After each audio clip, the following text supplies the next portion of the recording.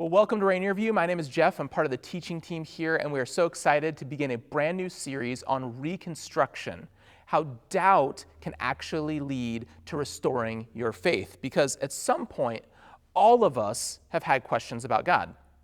For some of us, those questions and doubts are something in the rear view. It's something that we've dealt with in our past, and it's not really a present struggle. For others of us, this is a very present, ongoing, real tension that we're trying to figure out, that we don't know what to do with our doubts and disbelief and struggles around faith. Because I think many of us want to have a better relationship with God. We want to truly know God is there. We want to know how we can pursue Him and engage with Him, but we just seem stuck, and the internet hasn't been helpful in helping us figure that out and take steps forward. You know, maybe we struggle with thinking that maybe the Bible is just a man-made book that people have changed over time to suit their needs. Maybe you're struggling really with a sense of agnosticism that you are worried you're never going to be able to shake, meaning you're never going to really be able to know if God is truly there and if there's anything beyond this life. And so you don't know what to do with that, and you have these doubts and questions, like I said, but you're just sitting in a place of continual frustration or even anger, and you're unsure of what to do and where to go with all of that next. And so maybe others of us, we have a fairly deep and robust and meaningful faith in our lives, but we're not sure how to share that well with a friend or family member or coworker, or somebody in our life who maybe once embraced faith, but now they want nothing to do with it.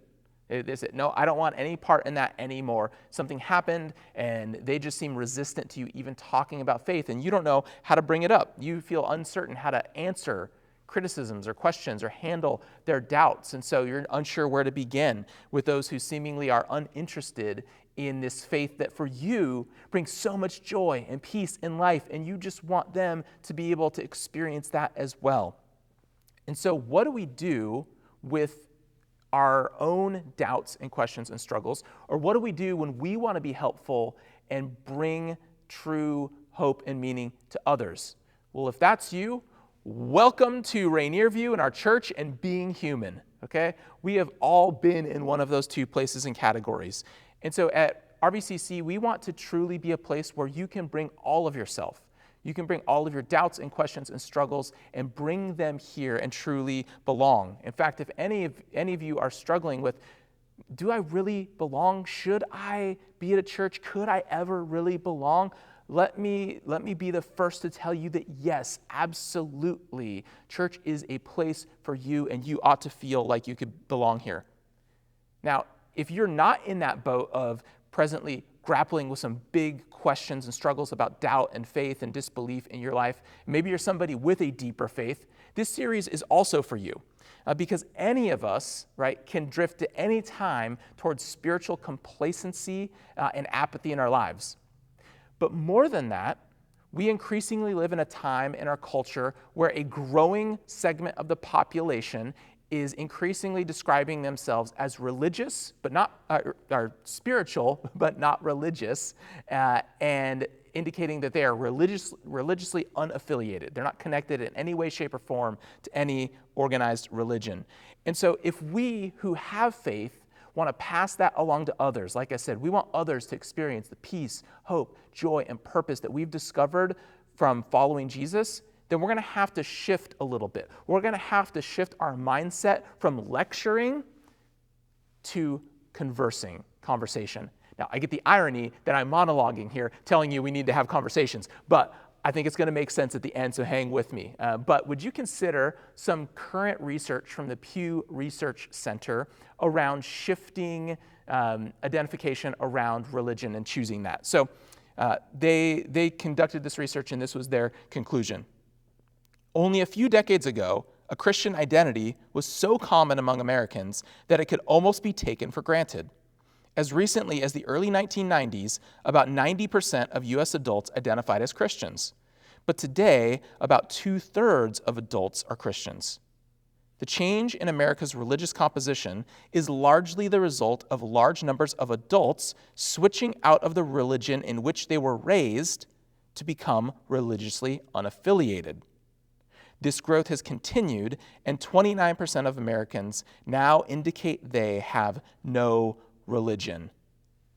There are many theories on why disaffiliation sped up so much in the 1990s and how long this trend might continue. For example, some scholars contend that secularization is the result of increasing existential security. As societal conditions improve and scientific advances allow people to live longer lives with fewer worries about meeting basic needs, they have less need for religion to cope with insecurity, or so the theory goes. Others say that in the U.S., an association of Christianity with conservative politics has driven many liberals away from the faith. Still, other theories involve declining trust in religious institutions, clergy scandals, rising rates of religious intermarriage, smaller families, and so on. When asked, Americans give a wide range of reasons for leaving religion behind, Pew Research Center has found. And that last line is so important for us to grasp and understand there, that there is no one-size-fits-all problem or answer. Okay? We, therefore, people of faith, need to have greater humility, a greater willingness to truly listen and hear others, because there's not one simple solution. And so that's the beginning place. That's the starting point. If those of us who care about faith in our lives and we want to see others embrace that, if we want to see that grow, then that's where we need to begin, because an embrace of faith, as we've known it, is less common today. Now, I want to clarify that tag of 90% of the U.S. claiming to be Christian prior to the 1990s. In many cases, that is just people claiming a cultural tag that has no functional meaning in their lives. It doesn't mean that they were 90% of people were actively following Jesus. That just meant 90% of people claimed that tag. One of my theories is that actually people feel freer to not play the game of church anymore and just say what they really think, and they didn't feel that freedom to do so in earlier generations. But anyways, the problem persists in every generation of people claiming a title that doesn't mean anything to their daily life. And so if you're a person, though, who's truly trying to follow Jesus wholeheartedly in your life, you have to meet people where they are at. We have to shift our mindset to be more like a missionary who seeks to contextualize the message of hope, the good news of Jesus, in a way that encourages an ongoing conversation with our neighbors who are unchurched, who have struggles in terms of embracing faith and belief. And we've got to be able to sustain that conversation. And so if you are in the camp of follower of Jesus, there are some things that we need to get clear about. What's the role and the purpose of the church? Okay, our goal, our job is crystal clear. Jesus said, it's the Great Commission. Go and make followers of me. Okay, but somehow along the way, for too many Christians, I feel the goal of the church somehow has been to defeat a liberal agenda. Right? Or somehow the goal of the church, the mission of the church, is to find some group and vilify them as the reason why faith has waned in our culture today. Or sometimes we go back to the past and we want to grab something from the past. If only we did this one program, if only we did church this way, then all of our problems would be solved. Not recognizing that all those people, many of the people who indicate today that they're religiously unaffiliated, they don't want anything to do with being labeled in a certain faith group, grew up in those very same programs and systems in ways that we did church, okay? And so I don't bring that up to be a point of shame or pointing fingers or blaming. What I'm saying is there is no one silver bullet. There's no one magical solution that just waves a wand and fixes and changes everything. And so what this means is that this requires us to reframe our understanding of what church ought to look like in our current cultural setting. And as I said, it means returning to a deep commitment to the mission that Jesus has given us, to introduce other people to the hope of Jesus and invite them to take next steps of faith and begin to follow Jesus in their life. And so that does not look like pounding our Bibles harder. Okay? That does not look like drawing a smaller box around who's in and who is not and who's out. It doesn't look like settling for bumper sticker theologies like, well, the Bible said it, I believe it, that settles it. That ain't gonna cut it today, is what I want you to know. And it's why we're in this series, why we're beginning the series on Reconstruction, how doubt can actually lead to restoring your faith. Because we're going to see 6 questions out of the book of Malachi that were asked thousands and thousands of years ago to God's people. And as we go through this book, we're going to see that they're just as pressing and just as pertinent to us today. The questions we ask today around our doubts and disbeliefs and struggles with faith are maybe worded differently, but a lot of the heart is exactly the same. Some of those questions are a little bit more pressing to us in our current culture, but the questions are very much the same once we really strip them down. And so let's take a look at, first and foremost, who Malachi is. Okay? Malachi is the last of the Old Testament prophets, or the prophets in the Jewish scriptures, meaning he was an individual who would call people back to faithfulness in pursuing God.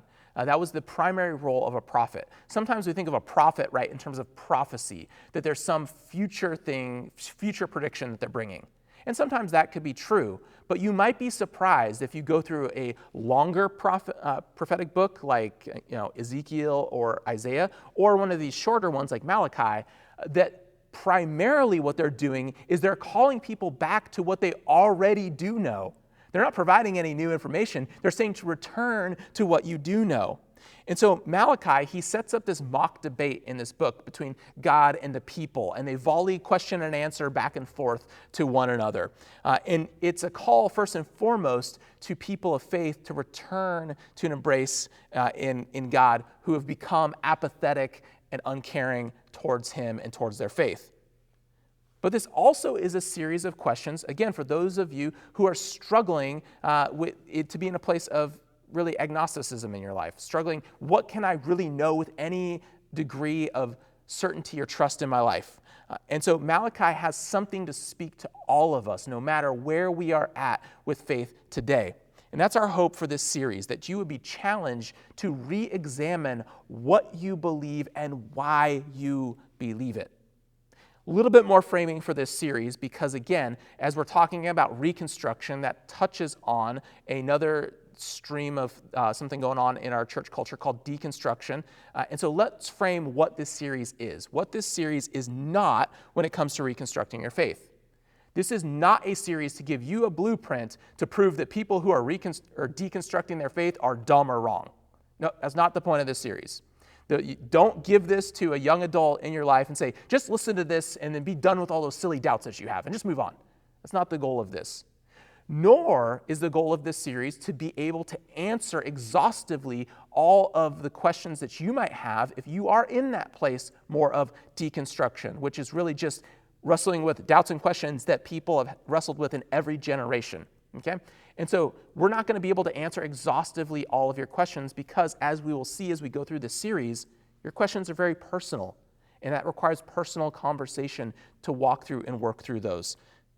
What this message series is when it comes to reconstructing your faith is, again, a call to conversation. Whether we are in a place of doubt or disbelief, or whether we're in a place of desiring to help somebody else along in that journey. This is a call for the church to create space for people to express freely their doubts and their struggles, and to do that in a clear way. That is the point of this series. By the end of this, that's our hope and our goal, that you could know if you have doubts, if you're struggling with disbelief right now, that hope can be found, restoration is there. And for those of us who desperately want others to share in that we find a better way to talk about that and create better space as a church to do that. Because what's fascinating to me is that both people who have a deep and robust faith, as well as people who are struggling with doubt and disbelief right now, often both groups of us, we don't pause to think truly about what we believe and why we believe it. We have a lot of presuppositions that we don't go back and explore. And so that lack of reflection can lead to a lot of negative outcomes in our lives, in our interactions with one another, when we don't do that work of reflection and really returning to the why of what we believe. And so to open this message series, we're going to look at a resource called the Bible Project, and they put together just these incredibly engaging, visually amazing little videos that explain backgrounds and contexts of books of the Bible, as well as different themes throughout the Bible itself. And so let's go ahead and watch just a little bit of their video on Malachi now. The book of the prophet Malachi. He lived about 100 years after the Israelites had returned from their Babylonian exile, and his message was directed to the people who had been living in Jerusalem for some time now. The temple had been rebuilt a while ago, and things were not going well. Just remember the stories from Ezra and Nehemiah. Now, when the Israelites first returned from exile, their hopes were high. They would return and rebuild their lives and the temple. All of the great promises of the prophets would come true. The Messiah would come and set up God's kingdom over a unified Israel and over the nations and bring justice and peace for all. But that's not what happened. The Israelites who repopulated the city proved to be just as unfaithful to God as their ancestors, resulting in poverty and injustice. And so in Malachi, we find out just how corrupt this new generation has become. The book's designed as a series of disputes, and most sections begin with God saying something, making a claim or an accusation, and then Israel will disagree or question God's statement. And then God will respond and offer the last word. This happens 6 times. In the first 3 disputes, God exposes Israel's corruption, and in the final 3 disputes, he confronts their corruption. And the overall impression you get from these arguments and disputes is that the exile fundamentally didn't change anything in the people. Israel's hearts are as hard as ever. You can watch that whole 7 minutes of that teaching video on your own at thebibleproject.com. And again, it's a trusted resource that we encourage you if you want to understand the background and context of any book of the Bible or theme. It's such a great resource, and so you can do that there.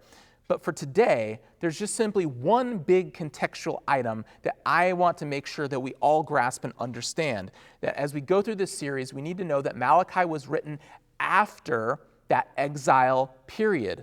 Okay? Meaning for years and years, Israel was told, if you will just worship me, God told them, if you just worship me and trust me, I will care for you, I will protect you, you will lack nothing. And then the story of the people of God in the Old Testament is choosing to ignore that and then embrace the worship of other gods that they thought could get the job done better than Yahweh. And so they would worship these idols over and over and over again. Now, in our modern time, we might scratch our heads and say, look, I get it was a different generation, but why would anybody bow down to a little block of wood or a little stone statue? Like, come on, why would anybody really believe that? Here's what we need to understand. Okay, the people of Israel believed in the culture around them that these often Baal was the biggest idol that was worshipped. Actually, there's a whole series of different gods that kind of fell under the system of Baal worship. But they thought that Baal or the Baals would control rain, that they controlled fertility, that they controlled agriculture, and all these sources really of human flourishing and fertility and all these things, that their livelihood and prosperity was tied up in this. And so they found it difficult to not buy in. They found it difficult not to participate, even in a just-in-case sense. And so think about our context today. We look at that and we may chuckle to ourselves a little bit. But how much do we trust in our markets, in our economy, in our own professional ability, in our own savings, and our own earning ability in our jobs? How much do we trust in that rather than seeing that the God who created us is truly good and is truly the one that provides for us? Because I think that we've just really moved Baal to Wall Street, and we've renamed him things like retirement portfolio and free market economy. And we worship these things as the source of bringing us prosperity. If you really think about it, right? We got to be honest with our own hearts. Am I trusting in my own ability to earn, or am I trusting that God is the one who's truly good? God is the one who provides me with every good gift. And so here's the thing that we have in common with the people of ancient Israel. We have both seen how those gods can let us down. We've both seen how these gods can let us down. Because Israel was taken into captivity because of their worship of these idols, right? And they felt the pain of those choices. And now they've returned back to the land that God promised them. And they returned to rebuild and restore that relationship. And then we see them, like, once again, becoming apathetic and not caring and not worshiping God and worshiping these idols in the place of Him. Their hearts become calloused. And we say, how can they do that? And then, meanwhile, We've just lived through the past couple of years, and we see how our retirement accounts, our bank accounts, our jobs, our health, our global economies can all be rocked. And yet, has it caused us to reconsider the role of faith anymore? Has it caused us to rely more fully on the presence of a good and loving and caring God in our lives? We're not that different from the people of God that Malachi is calling out and calling back to a reconstruction, a restoration of their faith. And so we're going to begin in Malachi, but we're just going to begin with two simple, short verses today. And they might be simple and they might be short, but they're incredibly deep, and they speak to some of the deepest inner dialogue that we have going on in our hearts and our minds as people. And so read with me in Malachi verses 1 and 2 out of chapter 1. It opens, a prophecy, the word of the Lord to Israel through Malachi. I have loved you, says the Lord. But you ask, how have you loved us? Just like it was for the people of Israel then, so it is true for us today. That really one of the greatest struggles of belief, the greatest barriers that we can't get over as people, is truly believing that God is good and He really loves us. And this shows up kind of in two ways. One way is that there's a category of us who just feel the way we've lived our life or the way we're living our life somehow disqualifies us from the love of God. We feel ashamed. We feel like we've missed the boat, and there's no way to be restored to that.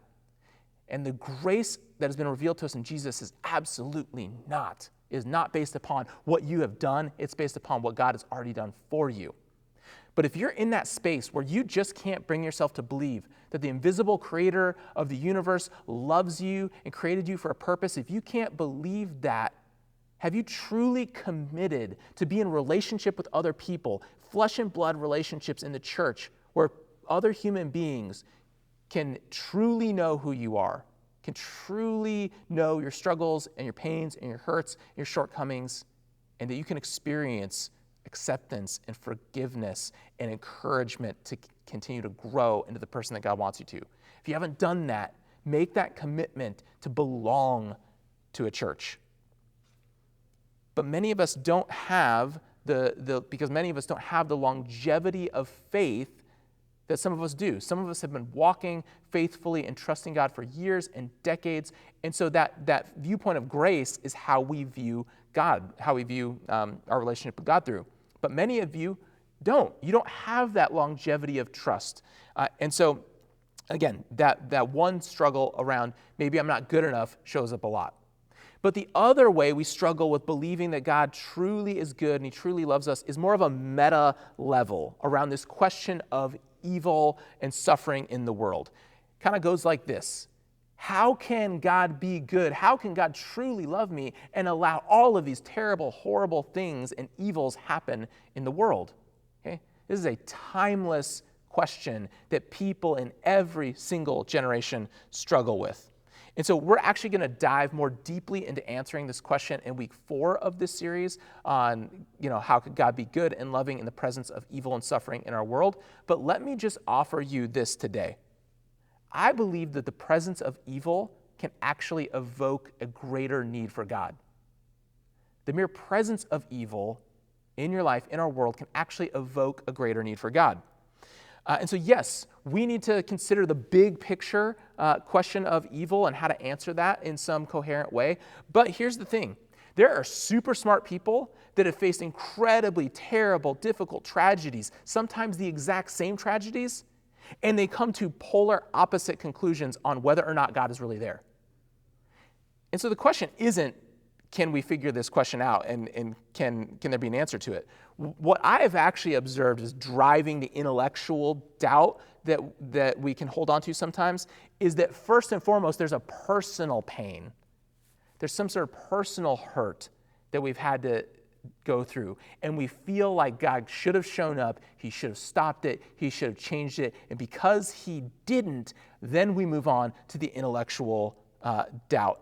And what happens is once that train, the personal pain, then the intellectual doubts, the train goes down the tracks, and I've observed that there's kind of one of 3 places that people typically end up. The first one is in a place of apathy. We don't like that God isn't different. We don't like that our life situation isn't different. We don't just chuck out our faith. We don't just like turn our back on it completely, but we get real apathetic. We just kind of go through the motions at church, or it just kind of slides into third, fourth, fifth, sixth place in terms of what's priority in our lives. And it's not that we stop believing altogether, but we just have a lack of trust that, man, God's really going to care for us because he didn't at some point in the past. And so it just becomes apathetic. It becomes ritual. It doesn't become a life-giving pursuit and engagement with a relationship with God. The other place that kind of personal pain to intellectual doubt can lead us is to just outright rejection. You say, you know what, I'm done with it all. If God was really loving, if he was really there, it would have been different, and I'm over it. I'm not going to engage with this anymore. Bye, I'm out. Okay, that's another place that people can end up. But there's also a third destination, a third place that people can end up when we grapple with our personal pain that leads to intellectual doubts. We can end up actually in a place of deeper faith as a result of walking through and processing the painful situations that we've been through or that we see in our world. That can lead to a deepened faith. It's led for that for many people. And so I want you to take this question very, very personally right now. Is God good?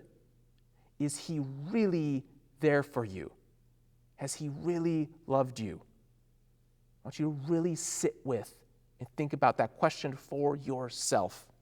Because here's the thing. I can't tell you that answer for you.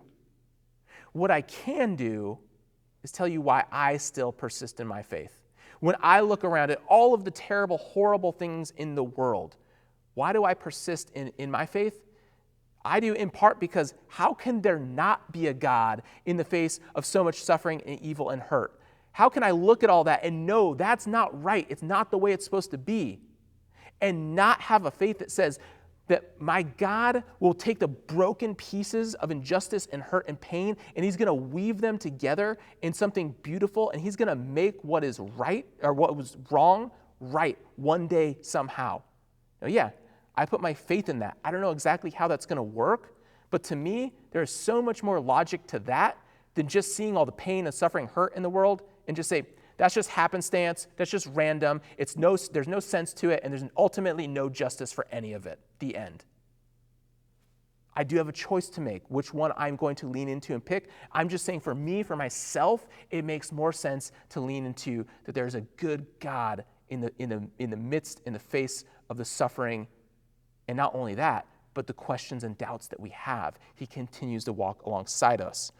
And so, where do we begin with having better conversations around this whole issue of our doubts, our disbeliefs, and how can we truly reconstruct to lead to a place where we see faith restored, maybe in your life or in the life of somebody else that you care about? And so 3 simple words.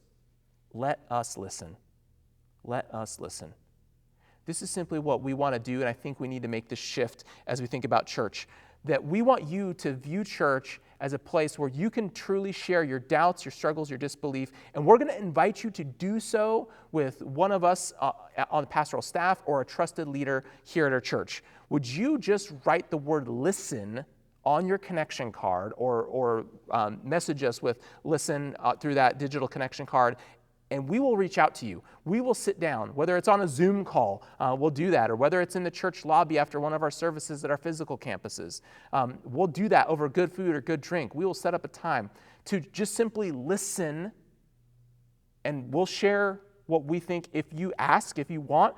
But listen to me, as a pastor, the first thing I want more than anything else is for you to express out loud, to say out loud the doubts and the disbeliefs and the questions that you have that you've been holding on to that you think you can't ask, okay? Because it's not everything. But I don't think faith can be reconstructed in the dark. Faith can't be restored on your own or solely through impersonal internet interactions. We need to be able to reframe the church being a place where we can openly and honestly share those doubts and feelings, because when we get them out, They no longer cease to be a vague feeling that we're not clear about and it just kind of hangs around. It's a real process that you can begin to engage with and identify what is actually going on that's driving my struggle right now, what's driving my doubt right now. And we believe that through healthy conversation that many can begin to rediscover or maybe discover for the first time that God truly is good, that God truly has loved us. So write listen on your connection card today. We will reach out to you. We will meet you in a digital space. We'll meet you in a physical space. But we truly want to be a church that hears your doubts, your struggles, those areas of disbelief. Because again, what might shift for you if you truly express those things going on internally, but you just thought there's nobody I can really trust to process this with? What might happen for those of you who do have a deep and abiding faith and you looked to just simply listen to somebody else? If we view church in that context, I think it's a game-changing moment that we can become the kind of community that we know our neighbors and our neighborhoods are desperately looking for and need. Let's build that kind of community that truly listens to one another. Thank you so much for giving us your time for this message and checking in with us at Rainier View. We hope that you'll continue back with us in this series on Reconstruction, how your doubts can actually lead to restoring your faith.